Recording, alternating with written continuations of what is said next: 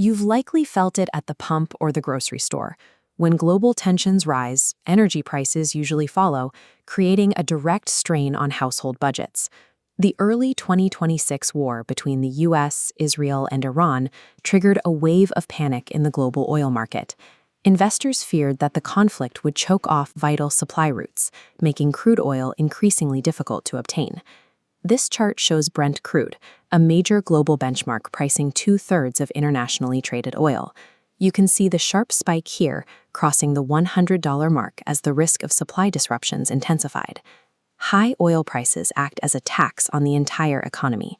In early 2026, rising fuel costs pushed food inflation to nearly 3.5% in just 30 days, as the cost of transporting goods to market grew more expensive. For any administration, this is a dangerous position.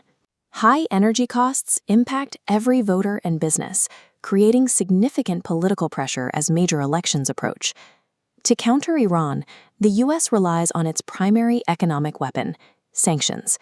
These are legal restrictions that prevent a country from trading or accessing the global banking system, effectively isolating their economy. Under the Trump administration, the strategy has focused on driving Iranian oil exports to zero, aiming to cut off revenue used to fund military operations. This creates a difficult paradox. Removing millions of barrels of Iranian oil from the global supply mathematically drives prices higher for everyone else. By successfully punishing Iran, the US inadvertently risks causing an inflation crisis at home. The challenge is clear. The administration must find a way to restrict Iran's income without causing the global economy to seize up. On March 20, 2026, the Treasury Department implemented a highly specific policy shift to address the supply crunch. Officials issued a 30-day waiver on certain oil sanctions, creating a strictly limited window that expires on April 19th. The policy works like a grocery store checkout cart. The US still prevents Iran from selling new oil, but it is allowing the sale of oil that was already packaged and ready to leave the store. This applies only to crude oil already loaded onto ocean-bound tankers before March 20. Land-based rigs remain under a strict ban. Unable to dock, these ships sat at sea in floating storage, creating a massive warehouse of stranded inventory.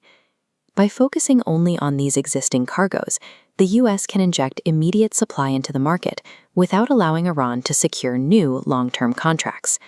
The scale of this stranded inventory is significant. Estimates from shipping data firms suggest that between 140 and 170 million barrels of oil were sitting in this floating warehouse. Already on ships, this oil can reach ports within days. It acts as a sudden surge of supply hitting the global market almost instantly. Much of this oil is destined for Asian markets like India and China.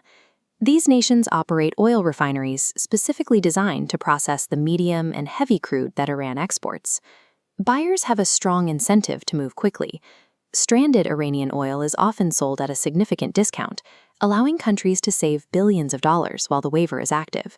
This surge in supply has a broad ripple effect. Adding 140 million barrels to the market can pull global crude prices down by $5 to $10 per barrel. This isn't a one-time event.